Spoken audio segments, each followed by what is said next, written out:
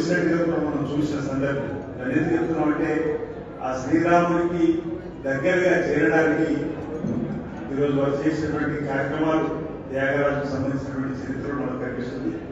అలాంటి వారి ఆలోచనకు అనుగుణంగా కళలను కాపాడుతూ కళను మరింత ముందుకు తీసుకుపోతూ కళలలో సుమారు 24 రకాల కళలు ఉన్నటువంటి సందర్భంలో కళలను కాపాడుతూ శాస్త్రీయ సంగీతం కానీ నృత్యంలో అనేక రకాలైనటువంటి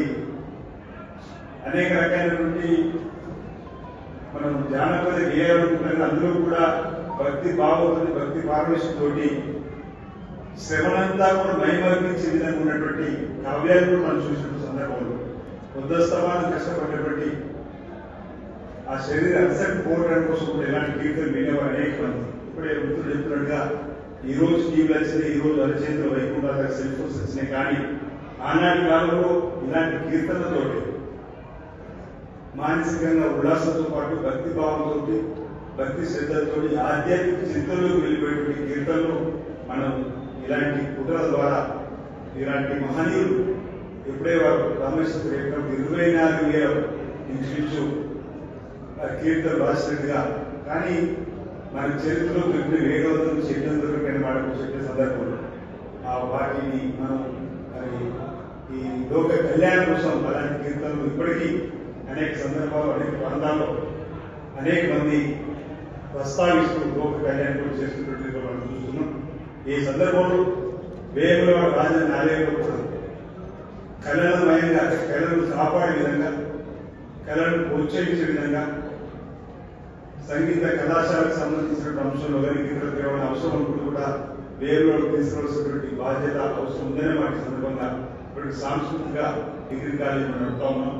దాన్ని కూడా అప్గ్రేడ్ చేయాలని చెప్పినటువంటి క్రమంలో ఎందుకంటే మన సాంప్రదాయాన్ని మన సంస్కృతిని మన హైందవ సాంప్రదాయాన్ని కాపాడవలసిన బాధ్యత ఆయా దేవాలయ సంబంధించిన బాధ్యత పడి ఉంది. కాబట్టి వేములవాడ రాజన్న ఆలయం ఉన్నటువంటి ప్రాంతం నుంచి ఇంతకు వాడినట్టుగా 2 మార్లు ఈ దేవుడికి సేవ చేసే భాగ్యం. ఒకసారేమో శివరాత్రి ఉత్సవాల సందర్భంగా చైర్మన్ ఎంపిక కాబట్టి ఆ తర్వాత 2 టర్మ్ చైర్మన్ 5 మహాశివరాత్రి చైర్మన్ చేసే భాగ్యాన్ని కల్పించినటువంటి ఆ పరమేశ్వరుడు నేను అనేక సందర్భాల్లో చెప్పేవాడిని. నా కర్మ బాగా లేకపోతే ఇబ్బంది అయితే కానీ ఆ సోమ రాశి ఉన్నాయని చెప్పి అనేక సందర్భాల్లో చెప్పిన అనుకున్నట్టుగా వారి రాజన్న క్షేత్రానికి సంబంధించినటువంటి హెడ్క్వార్టర్ ఉన్నటువంటి నియోజకవర్గ శాసనసభ ఎంపిక కావడం అంటే పూర్వజన్మ సుకృతంగా కూడా భావిస్తూ ఈ వచ్చిన అవకాశాన్ని మరి స్వామివారి సందర్భించే భక్తులు కూడా మెరుగైనటువంటి సేవలు అందించాలనేటువంటి ఆలోచన నాకున్నటువంటి ఆలోచనకి ప్రాంతంలో ఉన్నటువంటి పట్టణ ప్రముఖ సలహా సూచనలు కూడా తీసుకుంటూ దేవాదాయ శాఖ అధికారుల సూచనలు తీసుకుంటూ ముఖ్యమంత్రి రేవంత్ రెడ్డి గారి ద్వారా అదే జిల్లాకు సంబంధించిన ఉమ్మడి మంత్రులు పెద్దలు ప్రభాకర్ గారు శ్రీబాబు గారి సహకారంతో మన ఆలయాన్ని కూడా అన్ని రకాల అభివృద్ధులు తీసుకొని చేసే ప్రయత్నం కూడా చూస్తున్నారు. వాటి అమలు కోసం చేసే ప్రయత్నం కూడా చూస్తున్నారు. ఇంచుమించు 76 కోట్ల పైచితోటి ఆలయ విస్తృతి